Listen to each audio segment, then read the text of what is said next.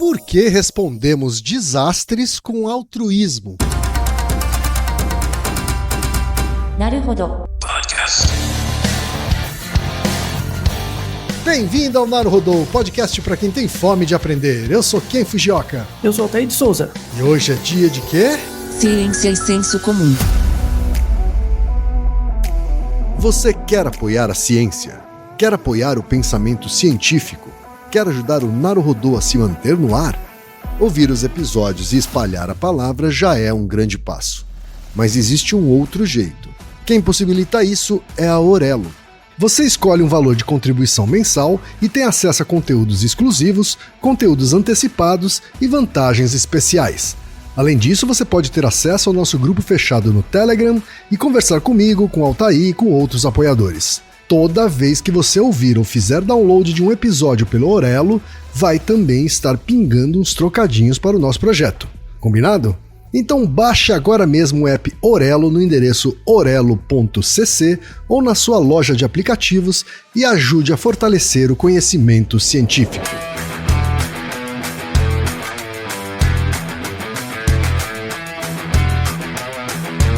Sabe quem está fazendo aniversário esta semana?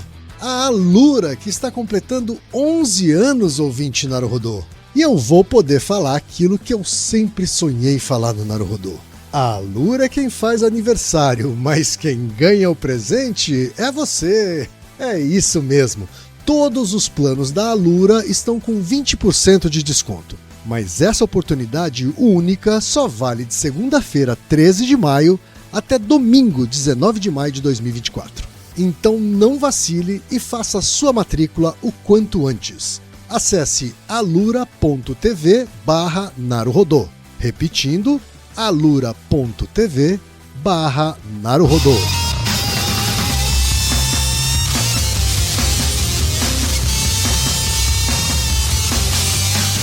Altair, temos pergunta de ouvintes que conversa com um cenário que a gente está enfrentando atualmente, Altair.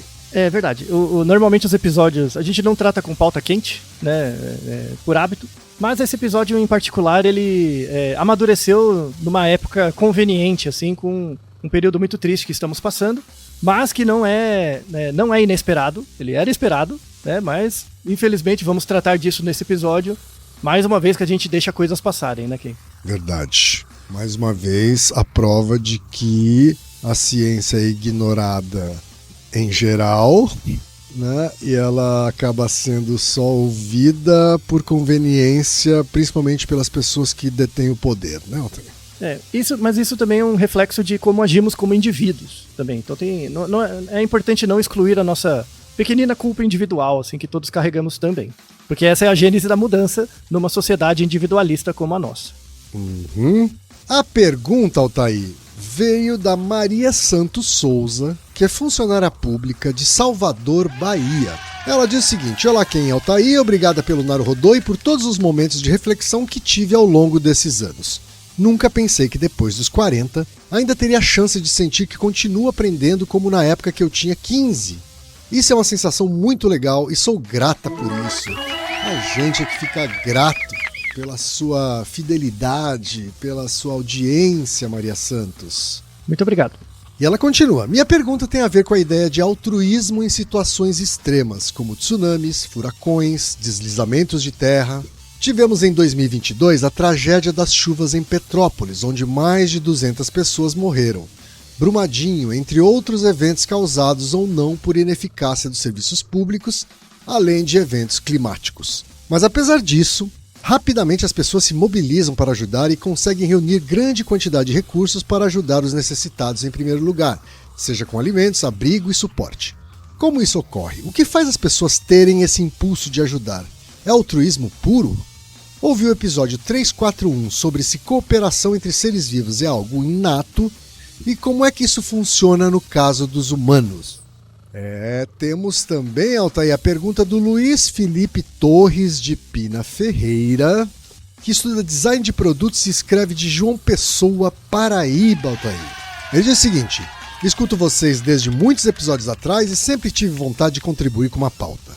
Hoje me senti especialmente estimulado a fazer isso, pois enquanto lavava a louça, ouvindo Naruhodô, um carro com um enorme alto-falante estacionou na praça em frente ao meu prédio e um homem dentro do carro com um microfone roubou a atenção de todos, expondo num tom melancólico, quase chorando, sua situação de vulnerabilidade. Explicou que havia perdido o emprego no começo do ano, que estava tentando sustentar sua família e que já havia até tentado suicídio. Ouvir aquilo me deixou impactado, mas principalmente curioso com o que aconteceria. Se as pessoas iriam ficar constrangidas como eu me senti a princípio, ou se iriam se solidarizar com o rapaz. Observei pela janela do meu apartamento enquanto as pessoas se aproximavam do carro e entregavam algum dinheiro ou alimento pela janela. O homem dentro do carro perguntava o nome da pessoa que havia contribuído e anunciava em voz alta, seguido de um agradecimento. Ao fundo, no mesmo alto-falante, tocava a famosa música gospel Entra na Minha Casa, completando o clima de melancolia. Durante os 25 minutos que ele permaneceu na praça, muitas pessoas se sentiram motivadas a contribuir e assim fizeram, principalmente pessoas do gênero feminino, pessoas idosas e algumas crianças acompanhadas da mãe ou avó. Quanto a mim, toda aquela cena que a princípio havia me impactado começou a me gerar desconfiança. Parecia que ele já estava habituado a esse tipo de exposição e o tom melancólico dele me soava forçado e até falso. Pensar aquilo me causou uma certa revolta. Pensar que aquela pessoa poderia estar se aproveitando da solidariedade dos outros de forma tão descarada que me fez lembrar de outras situações que presenciei.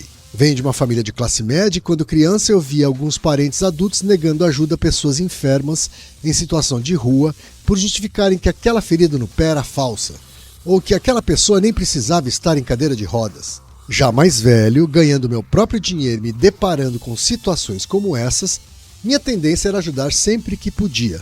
Afinal, na dúvida eu preferia pensar que estaria ajudando quem precisava ao invés de pensar estar sendo usado por um aproveitador. Hoje, mais velho e mais cuidadoso com meu dinheiro, passei a ser mais desconfiado quando me deparo com pessoas pedindo ajuda financeira. Procuro ajudar somente doando algum alimento ou item pessoal. Prefiro ainda contribuir com causas animais. Sem querer me prolongar mais no meu texto, minhas perguntas são: existe alguma tendência de pessoas de determinada classe social, gênero ou idade a ajudar mais ou menos outras pessoas? E por que existe tanta desconfiança em pessoas em situação de vulnerabilidade social pedindo ajuda financeira? Espero que minhas questões façam sentido para outros ouvintes e que a ciência tenha algo a dizer sobre isso tudo. Um forte abraço vindo do ponto mais oriental das Américas. Essa semana, né? Mas já tem bastante tempo. O que mostra que é uma preocupação recorrente. São eventos recorrentes. A situação do Rio Grande do Sul não é nova. Teve, assim, uma enchente tão grande quanto em 1941, mas é um evento raro. Esse episódio de hoje é uma junção, é uma complementaridade e a gente vai avançar a discussão a partir de 3 episódios. O episódio 396 sobre aquecimento global, o episódio 341 citado pela Maria, né, se cooperação é inato, e o episódio 262, porque a gente dá mais peso a notícias ruins. E é interessante porque o e-mail da Maria fala de cooperação em geral. Se as pessoas são altruístas em geral frente a desastres, né? Uma coisa mais do todo, do coletivo, do distante. A pergunta do Luiz Felipe é um caso pessoal. E é bem interessante a descrição dele, né? Porque ele no começo quis ajudar e depois o pensamento subsequente é: não, peraí, será que eu tô sendo enganado? Sobretudo a partir de quando as pessoas começam a ajudar. Então esse fenômeno individual e a experiência coletiva é um conflito. E é interessante de ser estudado. E é exatamente sobre isso que a gente vai atacar. Tá, ok. Então, inclusive desmistificar algumas coisas. Então o episódio vai ter 2 partes. Tem uma parte sobre... Não é a primeira vez que acontecem eventos de desastre natural no mundo, muito pelo contrário, né? Então tem muita literatura sobre isso, os artigos, para quem quiser estudar isso, os artigos são ótimos. Tem exemplos em vários outros lugares, não só ligados a desastres naturais. E também, na segunda parte, a gente vai falar de uma questão um pouquinho mais sociológica, que é uma tendência natural que a gente tem de procurar o bode expiatório, né? Tipo, se tá acontecendo um problema é porque tem uma causa, e a causa também não sou eu. Eu queria uma estratégia bem pouco desadaptativa, para não dizer infantil. Então, como é que a gente lida com isso também? Isso é muito usado, é um plot de filme. É muito comum em filme, com certeza quem conhece. Talvez propaganda também. Sabe um plot que é um filme apocalíptico, então um cenário de um apocalipse, um problema muito grande, né, global, e aí as pessoas entram numa histeria em massa. Sim. E aí quando você está nesse, que eles chamam assim, modo de sobrevivência, você vai tentar maximizar os seus próprios interesses. Né? Sim. Então é cada um geralmente também num filme desse, Altair, começa com um cientista sendo negado, assim. Isso é opcional, né? Mas começa, tá? Tem que ter um motivo pra ter o problema, né? Mas imagina que aconteceu o apocalipse, pode ser um apocalipse zumbi, aconteceu alguma coisa, aí tem uma histeria em massa, né? E aí os indivíduos fazem o que for possível pra eles sobreviverem, e aí os líderes, né, tentam omitir informação, porque se eles divulgarem toda a informação, vai gerar o caos coletivo. Exato. Então, esse é o plot do filme, né? Uhum. A questão é que isso acontece quando você pega evidência mesmo, dados, assim, de realidade, quando acontece. E você vai verificar, isso acontece. Você acha que esse plot... porque é aquela coisa, né? Tipo, a arte imita a vida, né? A vida imita a arte. Nesse caso, desse plot padrão de filme apocalíptico, a arte imita a vida? Eu não sei se é nessa sequência aí, Altair, mas eu consigo identificar alguns elementos, sim, se não todos, desse plot na realidade.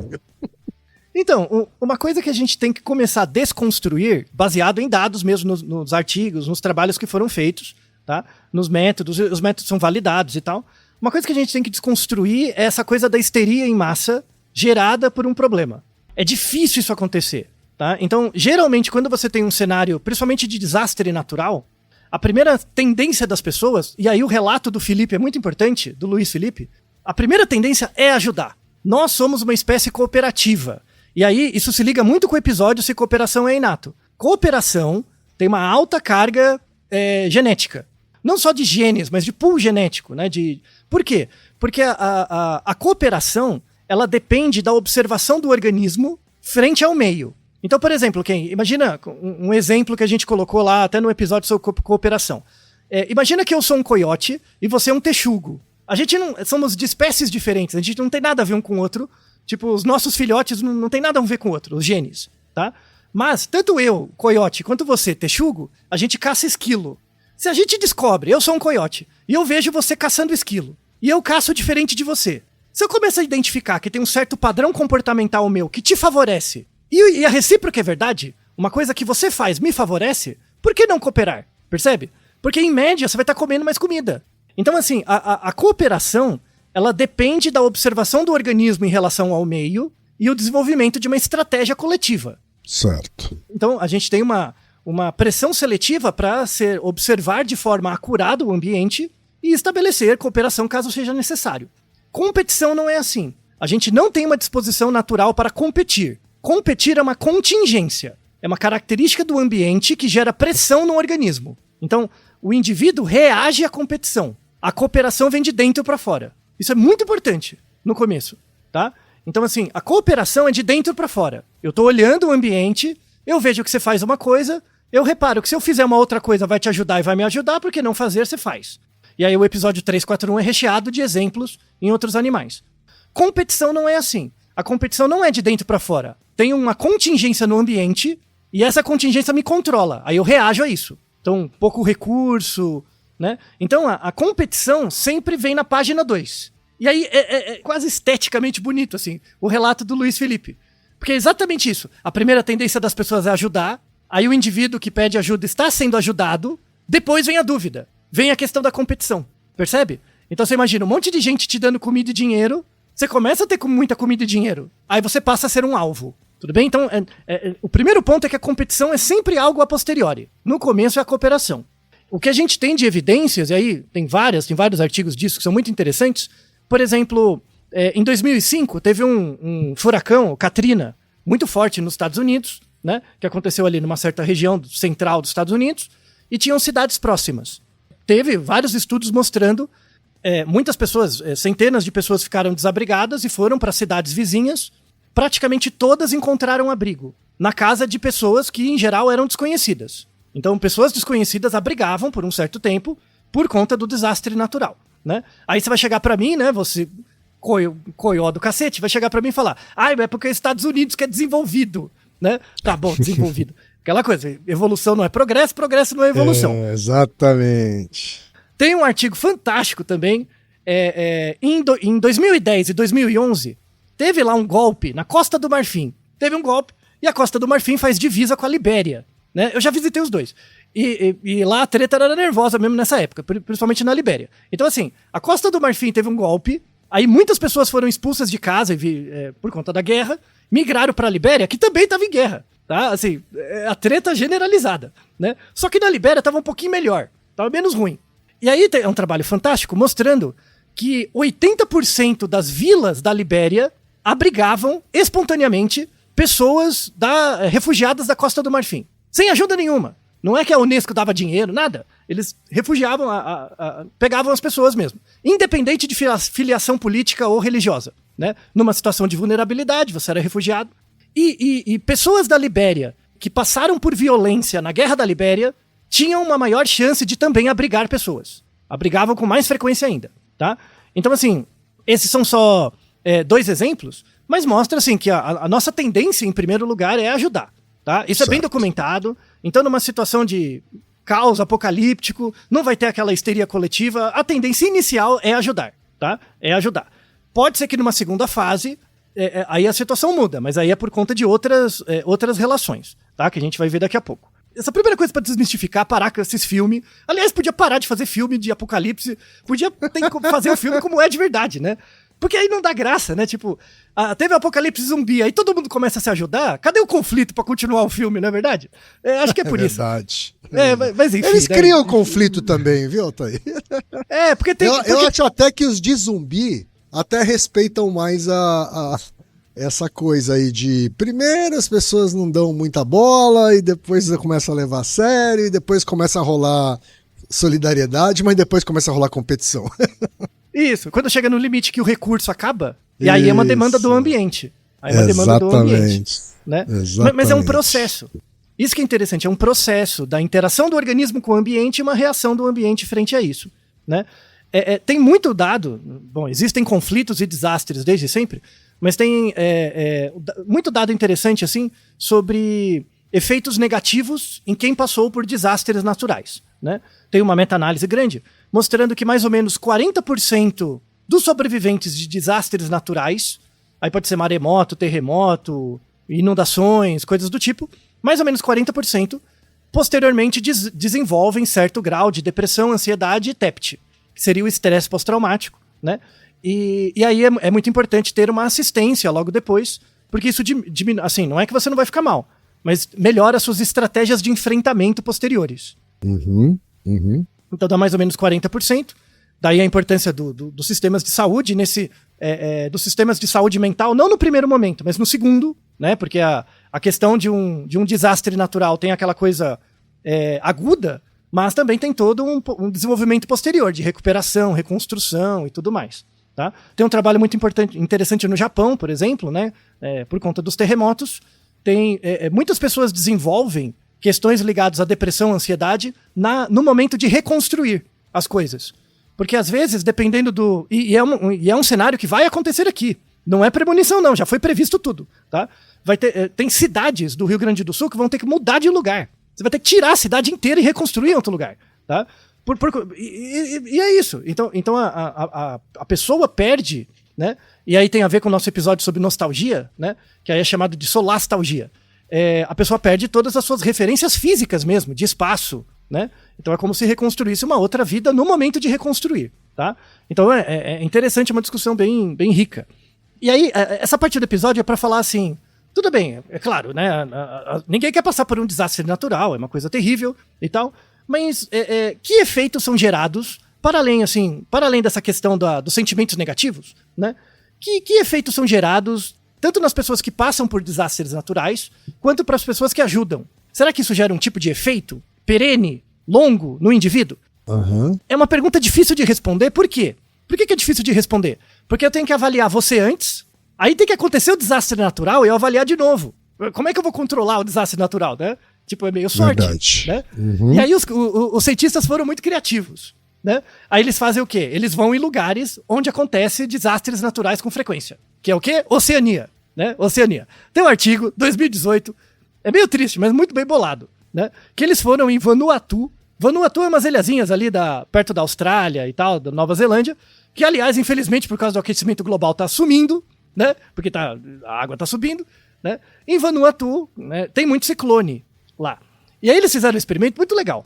Eles pegaram, em 2019, pegaram 242 pessoas e colocaram elas para fazer jogos de partilha de recurso, dinheiro. Então faziam um jogo, dava uma quantidade de dinheiro, e aí elas tinham que distribuir o dinheiro entre elas e para um desconhecido anônimo. Tudo bem? Então tem uma roda de pessoas, tem lá um jogo, tem um dinheiro, elas tinham que distribuir entre elas e para um anônimo, desconhecido. Beleza. Aí elas fizeram um jogo e foi computado quanto dinheiro elas deram e tal, em cada fase do jogo. Beleza, né?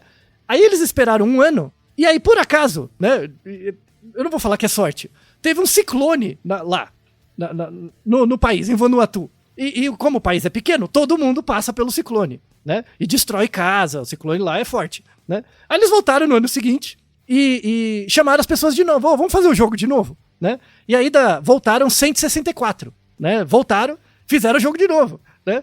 E aí eles fizeram algumas manipulações, os resultados são fantásticos. Eles mostraram o seguinte, que mesmo apesar da experiência, porque a pessoa passou pelo ciclone, tiveram pessoas que perderam a casa no ciclone, tá? Quando eles refizeram o jogo, isso não alterou a quantidade de dinheiro que elas distribuíam. Então, assim, essa coisa da histeria em massa, tipo, eu passei por um evento estressor, agora eu vou ficar egoísta, não aconteceu. Porque depois no jogo elas distribuíram igualmente de novo. Não teve diferença na média de dinheiro distribuído. Mas teve uma questão interessante quando você faz subanálises, né? Análises com grupos menores, tá? Quando você diz que o anônimo, essa pessoa anônima que você dá dinheiro, ela tem uma religião diferente da sua, ela é de uma religião diferente, as pessoas davam um pouquinho menos. Só um pouquinho menos, tá? Em geral. Então assim, porque apesar do ciclone ter passado em Vanuatu inteiro, todo mundo sentiu o ciclone. Mas tiveram pessoas que perderam a casa, tiveram pessoas que não. Então teve pessoas que tiveram perdas e pessoas que não tiveram, tá? Então quando você traz todo mundo junto pra fazer o jogo, não teve diferença na distribuição do dinheiro entre antes do ciclone e depois. Tudo bem? Esse é o primeiro resultado. Aí depois eles identificaram esse anônimo como uma pessoa com religião diferente da sua, né? Em geral, as pessoas davam um pouquinho menos de dinheiro, mas só um pouquinho, tá? Aí eles separaram um grupo, esse grupo de pessoas, em dois. Teve o grupo que passou pelo ciclone e não perdeu nada, e o grupo que passou pelo ciclone e perdeu tudo. Perdeu casa e tal, né? Quando eles mostram, esse anônimo que você vai dar dinheiro é de uma religião diferente da sua, né? Quem não perdeu, dava um pouquinho menos. Mas quem não perdeu nada, dava a mesma coisa. Ou seja, você ter passado pelo ciclone, né? Dava pra você um senso de maior empatia pela condição humana do outro, independente do grupo que ele pertence, tá? Então ter passado por essa experiência gera uma estratégia que torna você um pouco mais imune à polarização, passar por dificuldades, né? E aí tem uma literatura vasta sobre isso, principalmente em guerra, experiência de guerra, coisas do tipo, sobretudo quem te ajuda, né? Quem te ajuda aumenta a probabilidade de você também ajudar, independente de que grupo a pessoa pertence. Isso a gente viu muito na relação entre a Costa do Marfim e a Libéria. Então é fantástico. Tem um outro trabalho também muito legal no Chile. O Chile tem muito terremoto, né? Em Santiago, então tem muito terremoto, né? E aí eles fizeram um trabalho em que eles entrevistavam pessoas num certo período do ano e perguntaram para elas assim, o quanto que você se lembra sobre desastres naturais e o quanto da sua renda, você acha importante doar para centros que cuidam de pessoas quando acontece o terremoto, fazer um fundo para desabrigados, coisas do tipo, né? E aí entrevistaram as pessoas antes, e aí em dezembro do ano do artigo teve um terremoto muito forte, ali perto entre o Natal e o Ano Novo. Teve um terremoto muito forte no Chile. E aí eles voltaram e entrevistaram de novo as pessoas, né? E aí depois do terremoto, as pessoas ficaram com mais vontade de doavam mais dinheiro e davam mais suporte para grupos de suporte de desabrigados, de alimentos, coisas do tipo, entidades não governamentais, né? E aí, um resultado interessante, eles aplicaram um questionário, que é um questionário sobre identidade nacional. O quanto você se sente pertencente ao grupo de pessoas do seu país, né? Após o terremoto, aumentou o senso de identidade nacional, que não é o mesmo que nacionalismo. Não é o mesmo que nacionalismo. Nacionalismo é o quanto você defende os valores do país. Certo. Ali é uma coisa mais de pertencimento mesmo. Isso, exatamente, pertencimento. Então, como todo mundo passou pelo terremoto, eu ajudei pessoas e fui ajudado, isso dá uma sensação de que fazemos parte da mesma coisa juntos. Gera um senso de unicidade. E também é algo que vai contra a polarização. Reduz a polarização. Também ter passado pela experiência juntos. Mesmo que de lados diferentes, assim. Porque, por exemplo, o que está acontecendo no Rio Grande do Sul hoje, embora não seja exatamente um fato isolado, né, a gente sabe que faz parte de uma coisa muito maior, a gente tem uma população que efetivamente foi atingida, né, pelo alagamento, pela enchente, e o resto do Brasil tentando contribuir, mas não necessariamente foi vítima desse mesmo fenômeno, né? Exatamente. E aí, exatamente, a questão do desastre natural, ela coloca você numa situação de empatia. Porque pode passar por você também. Você se sente, você sente que pode acontecer comigo. E aí isso tem a ver com o episódio 345. Se é possível sentir a dor do outro, né? Desastre natural é o que mais estimula empatia. Assim, porque você se visualiza naquela situação mesmo. Certo. Né? Então, a tendência é ajudar. Mesmo. Tá. Muita gente fala por aí, isso é uma tendência do brasileiro, de ajudar muito. Não, isso é generalizado. Tem vários países, da nossa espécie mesmo. É uma coisa do ser humano, é. Uhum. É, isso, como espécie coletiva mesmo, né? A primeira fase de ajudar. O que a gente faz a partir do resultado da ajuda, aí varia culturalmente. Mas a primeira disposição é ajudar mesmo. Então, só fazer uma pergunta aqui, aproveitando esse gancho. À vontade. Você falou sobre senso de pertencimento ser uma das coisas despertadas fortemente por um desastre, por exemplo, né? Para essa dinâmica, também vale a questão do distante do próximo, né? Porque uma coisa é você ajudar um estado que faz parte do seu país, do seu próprio país, né? Outra coisa é eu ajudar um país em outro continente, né? Onde eu não tenho sequer pessoas conhecidas. Isso. E tem artigos com isso. Vai ter uma diferença, né? Vai. Tem artigos com isso. Tem artigos que, assim, parecido com esse do Chile, o quanto que você doaria para instituições que ajudam desastres naturais. Se a instituição está no seu país, você dá mais dinheiro do que se tivesse em outro continente. Claro. Né? Sim. Porque para você tem que ter algum tipo de contato com aquele que é atingido para conseguir ter um nível de empatia, né? E aí isso tem a ver com o nosso Naruhodo, se japonês é tudo igual. Tem que ter, nem que seja uma questão de atribuição, tipo, estereotipando, você tem olho fechado que nem eu, pronto. Tem que ter alguma coisa para estabelecer esse começo, aí você consegue ajudar. Pode ser proximidade física, geográfica, cultural, linguística, o que quer que seja. Você tem que ter algum ponto de referência, né, para perceber, puxa, isso pode acontecer comigo, né? E aí você ajuda. Mas a primeira grande mensagem desse episódio a primeira disposição das pessoas é ajudar. É ajudar no limite do que ela consegue. Então, essa coisa de histeria em massa, plot de filme, é pra te vender produto e ingresso de cinema. E pipoca. Superfaturada. Tá? Para. Né? Que pra entretenimento tudo bem. Vai. Mas o problema é que você atravessa discurso pós-moderno nessa merda, neoliberal também, né? Tem que tomar cuidado, tem que ter uma discussão sobre isso, né? Porque as pessoas... Então as pessoas tem essa... Tá, então é esperada, então, essa reação altruísta, vamos dizer assim. Sim, muito. Muito. Inclusive de indivíduos. E aí, como hoje a gente vive numa sociedade bem mais individualista, e um lado positivo desse individualismo é que o indivíduo virou uma mídia, tem indivíduos que são mídias, né, hoje. Coisa de 20, 30 anos atrás era impossível, né? Então você tinha o agenda setting mesmo, né? Então a mídia agendava as pessoas e você só reproduzia o que aparecia na mídia. Agora não, né? Dá pra ver do indivíduo de baixo pra cima, né? Isso tem um lado positivo. Então você tem indivíduos com mais notoriedade, cantores, influencer, que reúne milhões de reais de um dia pro outro, né? Isso é uma vantagem, mas é um problema também, né? Porque particulariza muito, sabe? Então diminui o que pode ser feito do ponto de vista coletivo. E aí entramos na segunda parte do episódio, que é importante, né? Essa tendência ao individualismo gera novos players sociais, o que é positivo. Então, gera uma maior circulação de discursos ligados à inclusão, a temas que não são agendados pela grande mídia, podem aparecer na voz de certos indivíduos. Isso é legal, né? Esse lado é positivo, tá? Só que tem um lado ambíguo. E o lado ambíguo é esse, assim, se tem indivíduos que podem se sobressair, isso quer dizer que eu tenho uma chance de também sobressair, o que é mentira, tá? Talvez aquele indivíduo que virou influencer ele virou por uma mera eventualidade. Não é porque ele era especial, é porque ele estava no lugar certo na hora certa. Foi uma questão estocástica, né?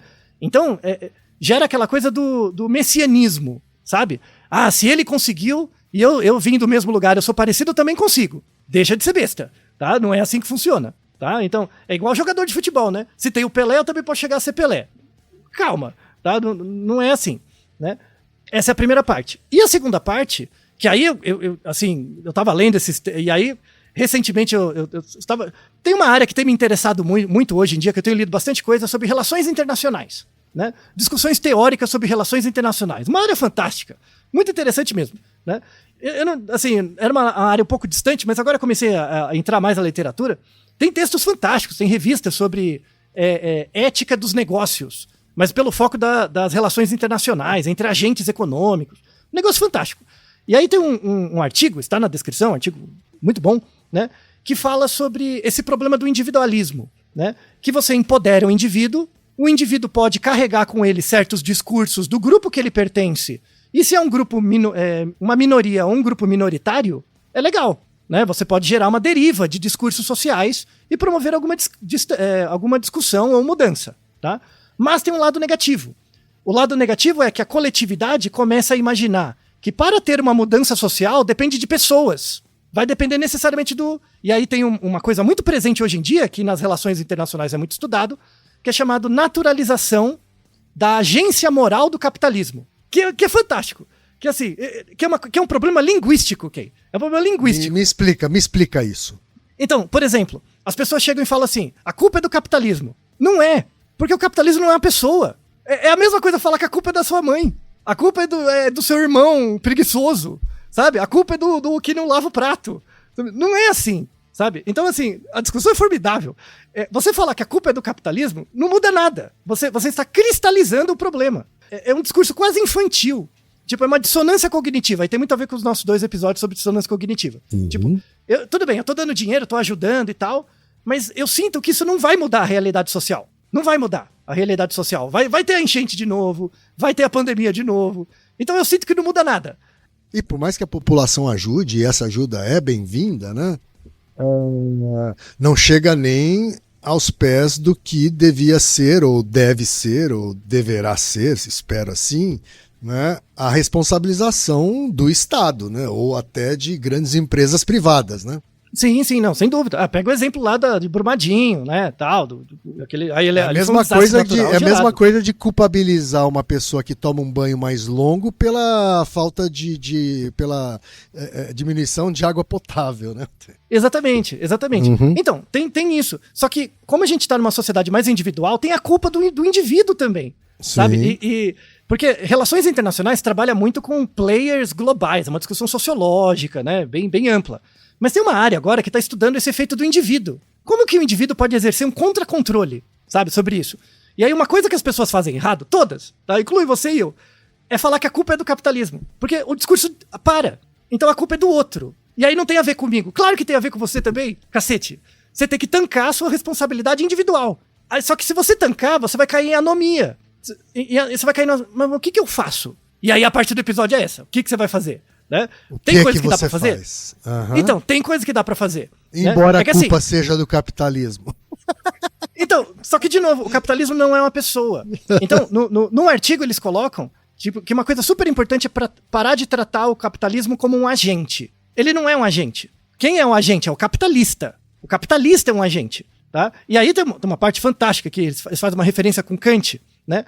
Que aí é o Kant mesmo que fala isso, né? Que os humanos, eles são sujeitos às leis da natureza. Claro, você vive dentro de um ambiente natural, você é sujeito às leis da natureza, mas ao mesmo tempo você é livre para tentar alcançar seus objetivos, tá? Então a natureza tem leis que você não entende, porque você não é onipotente, mas ao mesmo tempo essa ignorância do processo gerador natural gera em você uma pseudo-liberdade mínima para você tentar buscar seus objetivos, tá?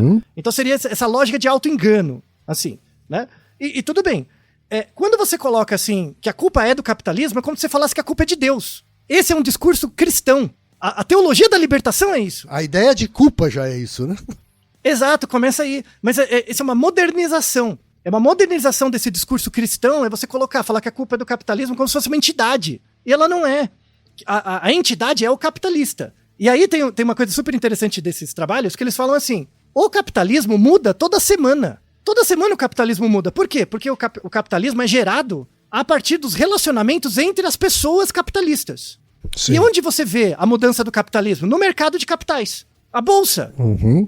Se o dono das ações muda, porque aí o dono das ações é o capitalista, né? O stakeholder muda o padrão de compra dele, e isso afeta os outros, o capitalismo muda. Isso que gera mudança no capitalismo, é a relação entre os capitalistas, né? Você falar que a culpa é do capitalismo é a mesma coisa do Don Quixote batendo no moinho de vento.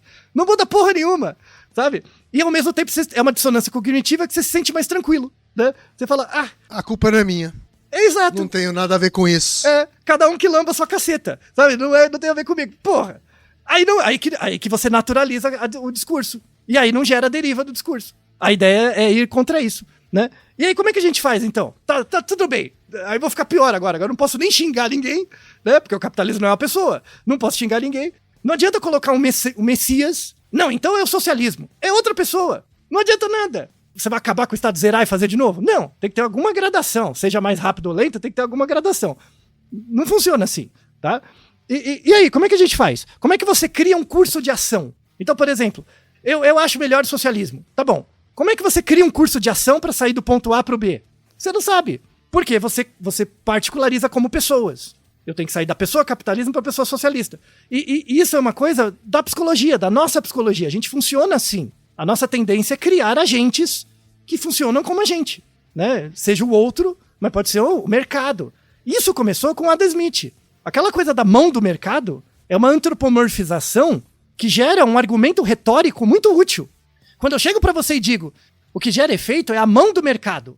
A mão do mercado que controla os interesses. Então não é eu e você, é a mão.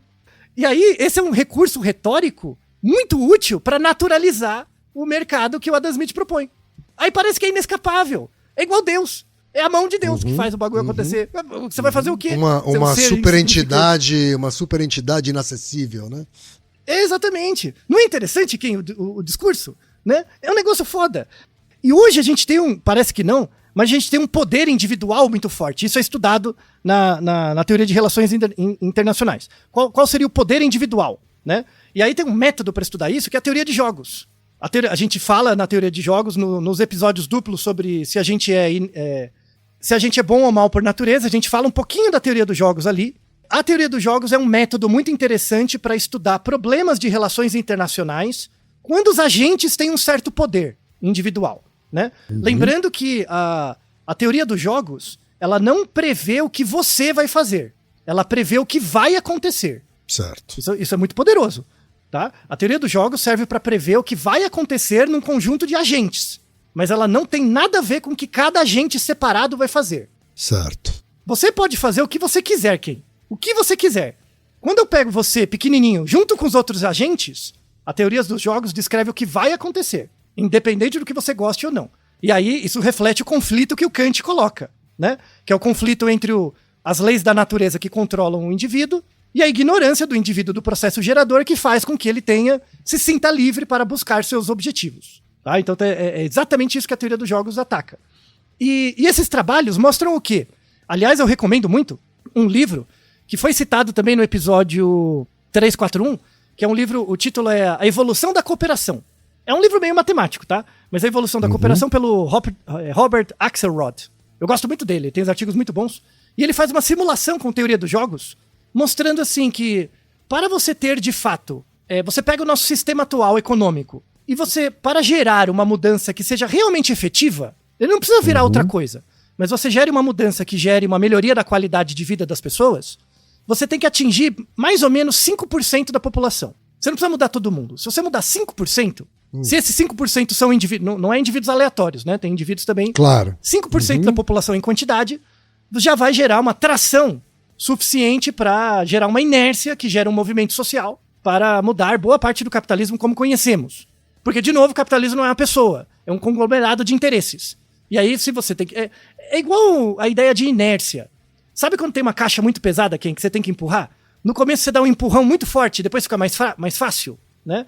Você tem que fazer uma força para vencer a inércia de ficar Sim. parado e ficar em movimento. É a mesma ideia. E aí, o que a gente faz então? Uma das coisas que eles colocam nos trabalhos, e aí tem uma referência sobre isso, que é a ideia da ciência da complexidade. A ciência da complexidade diz o seguinte, que é a gente abraçar a ambivalência. Então, por exemplo, eu acho imoral a nossa sociedade ser desigual do jeito que é. Beleza, né? Você tá falando outro, né? Distante, a desigualdade é uma coisa distante da gente. Claro que afeta a gente, mas é de muito longe, né? Não, beleza. Mas você consegue, individualmente, você consegue consumir menos? Você consegue, por exemplo, comprar um produto sem ficar ansioso porque ele vai levar uma semana para chegar em vez de um dia, sabe? Você consegue reciclar sua comida? Você consegue não ter cachorro e gato, já que vai bater na ferida mesmo? Você consegue não ter cachorro e gato, que também é um puta problema ecológico? Você abre mão do nome pai e mãe de gato em nome do coletivo? Inclusive o coletivo do gato e do cachorro. Verdade seja dita, até eles são favorecidos, tá? Uhum. Você consegue fazer essas pequenas coisas? Se você consegue fazer essas pequenas coisas, isso é muito mais efetivo do que ficar culpando o capitalismo. Porque essa é a força motriz dele. Porque se os indivíduos forem fazendo isso vai gerar uma pressão que vai alterar o interesse do capitalista. Sim. Porque vai afetar o padrão de consumo. E por consequência, o padrão do capitalismo, né? Exato, exato. Percebe? Esse é o efeito do indivíduo, né? Chupa Durkheim, que não vem do todo para parte, tem a força agora da parte do todo. Né? Que é descrito muito bem pelo Weber, que é o outro porquinho do capitalismo, né? O espírito do capitalismo. E que o ativismo político chama de micropolítica, né? Isso, exatamente. De fazer o ativismo realmente centrado naquilo que está ao seu alcance direto, assim, né? É o que você de fato consegue interferir diretamente, né? Exatamente. E tem várias coisinhas que você pode fazer. Assim, você consumir menos. Por exemplo, e aí os trabalhos mostram muito nisso, você ser mais fisicamente ativo, que é um benefício para você. Você ganha com isso. Mas isso tem um impacto no sistema público de saúde. Tem estudos na Inglaterra, com coortes de 10 anos, mostrando assim que se você incentiva a pessoa, faz exercício aí, dá incentivo para a pessoa fazer exercício, você tem uma economia no coletivo dessas coisas. E tem uma coisa muito importante de fazer exercício, que você gasta tempo. E o tempo que você gasta fazendo isso, você não tá fazendo outra coisa. Que é, por exemplo, ficar no Instagram, no TikTok, por exemplo. Sabe? E aí gera pressões em outras áreas. Agora, tem uma hora em que a porca torce o rabo, ou que a cobra começa a comer o seu próprio rabo, que é o seguinte, né? Você deu o exemplo aí do exercício físico, eu vou me fixar nele, mas pode servir para outras coisas também, né? É o tipo de coisa que acaba sendo muito mais fácil, vamos dizer assim, para pessoas privilegiadas economicamente. Muito bem, né? Isso. Assim, eu tenho a possibilidade de ir na academia, né? Não só pagar a academia, mas de separar um tempo da minha vida para fazer exercício físico na academia, né? Isso não é possível para uma trabalhadora ou um trabalhador que acorda às 5 da manhã, tem que preparar a papinha do neném, pegar 2 ônibus e um trem, isso. Né?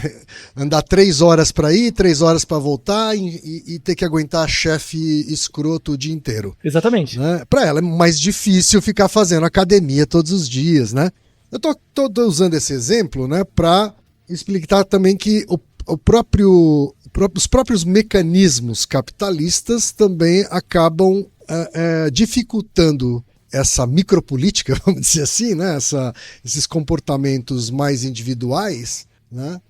Porque a própria força do capitalismo, a força motriz do capitalismo acaba impedindo a pessoa de fazer essas coisas, né? Exatamente. Isso pode valer para uma série de outras atividades, assim, né? Você acredita que, ou como seria mais perto do possível a gente fazer as pessoas adotarem esses comportamentos menores que você falou, né? Que vai de reciclar o lixo a deixar de ter animais domésticos, né?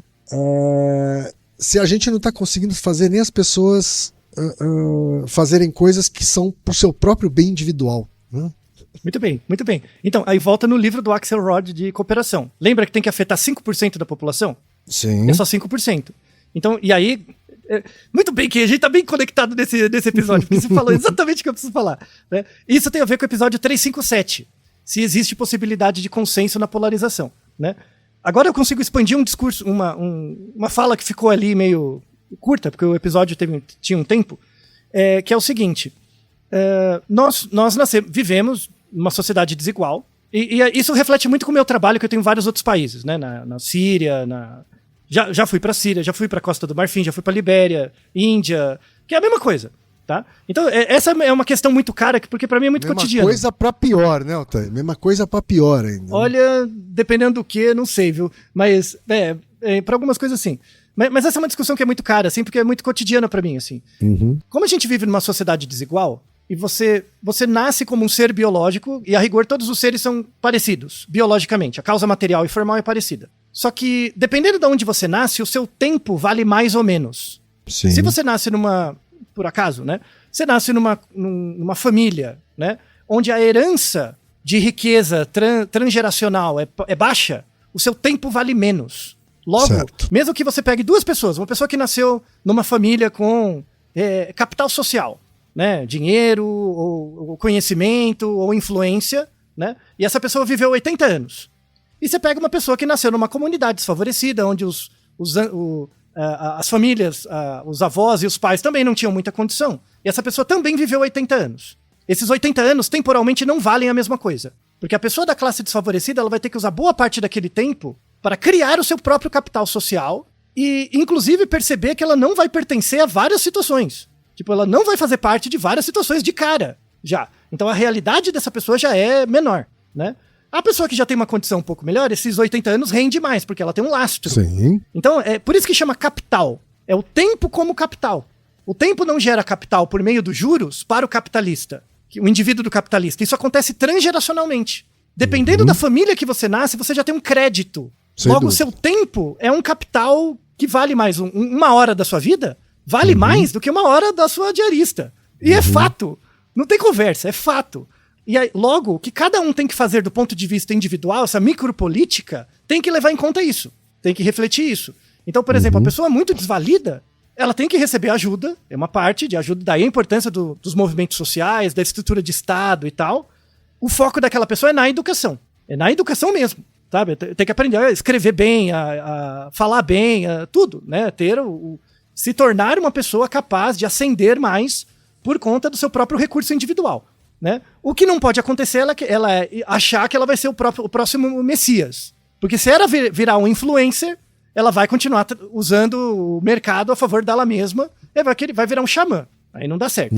Tá? Se ela achar que ela deu certo porque o objetivo da vida dela é ser herói, né? Isso tem a ver com aquele episódio, porque algumas pessoas gostam de terminar as coisas e outras não, 404, que a gente fala do Ernest Becker e do heroísmo individual. Né? A pessoa quer virar um influencer porque ela acha que ela veio pro mundo para isso. Besteira. Você só tá no lugar certo na hora certa. A pessoa que já tem um capital transgeracional um pouco maior, essa pessoa tem que focar nessas atividades particulares, sabe? De estudar não só para ter um emprego, mas também para se conhecer, para reduzir o seu conhecimento, reduzir o seu erro do mundo. Perceber que você é uma pessoa zoada. Por exemplo, se você já tem um capital transgeracional, social, pro seu tempo valer mais, uma das coisas que você é obrigado a fazer é abraçar o seu sofrimento. De verdade. Abraçar, tipo, eu não tô aqui pra ser feliz, velho. Eu tô aqui pra entender as coisas, sabe? Então você vai ser menos online, mais analógico. Você vai privilegiar relações tete a tete, individuais, com pessoas, com momentos particulares, que não precisa ser num iate, nas Maldivas, sei lá. Pode ser num banco de praça, não importa, né? Você não vai ficar comprando planta, cachorro e gato pra dar conta do fato de você ser um otário, porque você não dá conta do seu sofrimento. Vai fazer a terapia, vai ler alguma coisa, vai resolver os problemas que você tem que resolver. Né? Sabe, esse tipo de coisa, esse tipo de disposição, isso reduz a desigualdade, isso reduz o consumo, porque você vai estar aplicando uma parte do seu tempo em coisas para você, tornando o seu tempo mais útil e mais produtivo. E aí, essa coisa que esse artigo coloca, né, que o fato do capitalismo parecer uma pessoa coloca o indivíduo numa briga de Davi contra Golias. Então o capitalismo é o Golias, eu sou o Davi. Né? Então o meu objetivo é ser um herói, é vencer o capitalismo. Você não vai vencer nada. Não é porque o capitalismo não é uma pessoa, é um conglomerado de interesses. E como é que você muda os interesses dos capitalistas? Pela teoria de jogos. Gerando, modificando agentes com coisinhas pequenas, e isso, sem perceber, vai mudar, né, a inércia dos movimentos sociais. Então essa questão da micropolítica é fundamental. E ela tem que ser diferente dependendo da sua herança. né? E isso tem que fazer parte do processo educacional de todo e qualquer indivíduo. Eu tô me lembrando aqui, né, de muitos anos atrás, na época em que a Marina Silva era chamada de ecochata, né, porque ela era uma das poucas políticas brasileiras que já falavam da crise climática, né, e do que estava sendo transformado a partir de então. Ela falou que estava surgindo um novo tipo de ativismo, que era o ativismo autoral, né? O ativismo autoral é aquele ativismo menos ligado a grupos, né? Menos ligado a instituições, como sindicato, coisas do gênero. Acho que isso conversa bastante com aquilo que você falou das pessoas individualmente poderem se transformar em mídia, em veículo, né? Acho que o ativismo autoral acaba favorecendo isso, ou acaba sendo favorecido por essa possibilidade, né, que a tecnologia trouxe de cada um ser um veículo, né? Mas ao mesmo tempo, né, que há esse lado positivo, né, de todas as pessoas poderem ser ativistas de alguma forma, eu sinto que há uma certa dissolução de esforços, assim.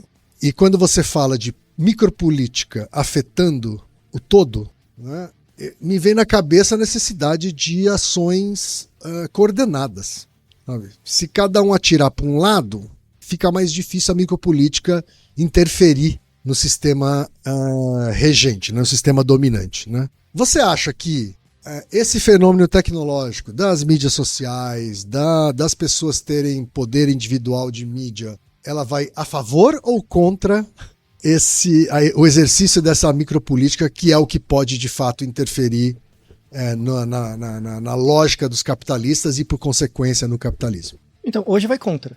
Totalmente contra. Por quê? Porque você tem pessoas que partem de pontos de vista diferentes, e como você não tem essa unicidade dos discursos para promover uma mudança mais efetiva que seja vista pela coletividade, os discursos mais fáceis de Davi versus Golias têm primazia. Uhum. E é por isso que, por exemplo, em situações bizarras como a gente tem agora, tem gente fazendo fake news sobre isso. Por quê? Porque a fake news é necessária para a existência de certos grupos e para alimentar. Não tem a ver com o fato de você achar ruim. A fake news, para aquele. E aí a gente tem um Naruhodo sobre isso, por que fazemos fake news? Né? Quando eu faço uma fake news sobre o desastre lá no Rio Grande do Sul, eu não tô pensando em você. Eu tô pensando nas pessoas do meu grupo, para retroalimentar o desejo daquele grupo, porque eu sou o herói daquele grupo, sabe? Então, o fato de você achar bom ou ruim não pouco importa. E aí a rede social atrapalha muito nisso, falta a regulação. Por quê? O interesse, o capitalista, o dono do stakeholder da rede social tá pouco ligando. O que ele quer é que você compre e clique nas propagandas. O modelo de negócio é um problema. Então, uma saída possível é o Estado ter uma rede social, por exemplo. Sabe? Aí uma futurologia. Né? E outra possibilidade é acabar com a rede social e tornar uma rede, voltar a ser uma rede analógica. Pelo menos assim, eu só vou ter na minha rede social pessoas que eu conheço fisicamente, por exemplo. Então tem vários modelos são possíveis, né? Uhum. E aí, para fechar o episódio, uma última coisa que a gente pode fazer, que é uma mensagem final. Bom, o aquecimento global veio para ficar, não é uma questão de opinião, já tem as evidências, tem o episódio 356 sobre isso. 396 sobre isso. Então é dado de realidade. Você pode ser negacionista, azar o seu, se joga da janela e não acredita na gravidade, você vai cair de qualquer jeito, tá? Uma coisa que a gente tem que fazer a partir de agora é do mesmo jeito que nas eleições você escolhe político pensando em segurança, educação, economia, é escolher pensando em questões climáticas. Sem dúvida. Vai ter que estar nesse mesmo nível. Nesse mesmo nível. E a gente tem eleições esse ano, né, Altair? Então... Exato. A gente vai ter eleições municipais, então, por favor, né, conheça qual é a proposta e o ponto de vista de quem você vai escolher para votar, né, a proposta e o ponto de vista em relação ao clima, né, a crise climática e como é que a gente vai fazer para mitigar, né, ou pelo menos atrasar os efeitos que a crise climática está nos trazendo, né, Altair? Eu vou dar uma dica para vocês. Se você perguntar para os candidatos agora, nenhum deles sabe. Eles vão ter que construir isso de agora. Porque investir em infraestrutura não gera voto. Mas é o que deveria gerar mais. Porque isso afeta as variáveis distantes. Salvar a floresta não gera voto, né? E saneamento básico, né, salva muitas vidas, mas não naquele momento eleitoral, né? Décadas depois. Eu fecho o episódio junto com quem? Eu sou cientista. Tá? Então, eu me preocupo com as variáveis distantes. Eu me preocupo com o que vai acontecer daqui a 50 anos. E as soluções que a gente constrói pela pesquisa é para isso. Tipo, não adianta encher o nosso saco. O que você devia ter feito? Eu já tenho, as soluções estão aí. Meu trabalho é dar as soluções. A questão é, aí uma parte da micropolítica é isso, é tornar essas soluções mais salientes.